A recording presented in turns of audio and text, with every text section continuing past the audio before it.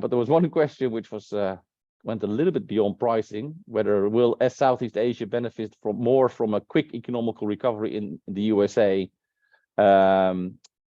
or when in case of Europe, if so, why USA or why Europe? So what's going to happen with the economy? I mean, first of all, I'm not an economist. I probably know just about as much as anybody that reads the Financial Times with a certain degree of interest and has got sort of an economics background or an MBA. But I think it is important to establish that we really are in extraordinary times. Larry Summers said it very right. He could remember previous moments, probably the global financial crisis, where the gravity for the world economy was similar.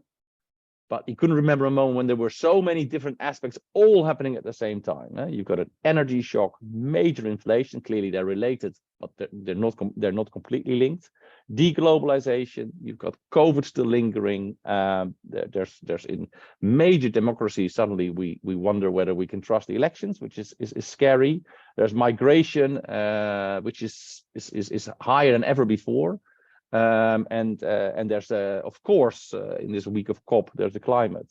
So we do really have some major issues, and I think it's, for most of us, we've never had that in our lifetimes. The last time you have to go back to early 80s, and I was a little boy in primary school in those days, so it's a very different time.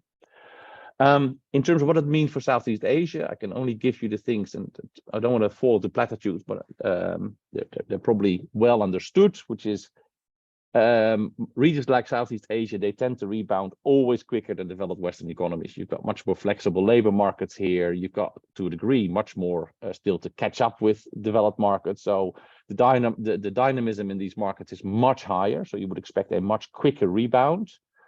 However, there's also good reason, unfortunately, to believe that this could actually take a lot longer than your average recession.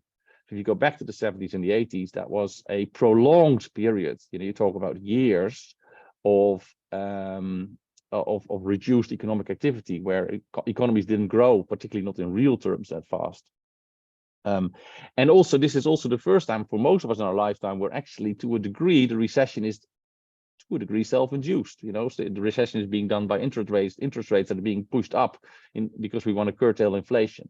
So there's a very good chance to believe that, although there's no certainties here, of course, but there's a good chance to believe that this is not going to be over in 6 months. This is not going to be over in 9 months. Currently in the UK, they're already predicting that we're going to have a reduced economic activity all the way up until 2024 and potentially well into 2024. That is, that's more than we would have seen normally in a lot of other recessions. And it's not necessarily clear that we then come out of it, with tires screaming ahead and suddenly we will just go back to 3% GDP growth. So I think it's good to sort of strap in your seatbelts also as a business and to really realize this is different. This is not normal. We've got a lot of things. I didn't even mention the fact that we're going from quantitative easing to quantitative tightening. So the major banks, central banks across the world, are going to be tightening the money supply more and more because they want to get rid of all the bonds that they have on the balance sheet, or not to replace them when they expire. So that really shows for a little, quite a bleak picture, but it also means it's a crisis you shouldn't waste. It's a crisis that you should use to get everything in order.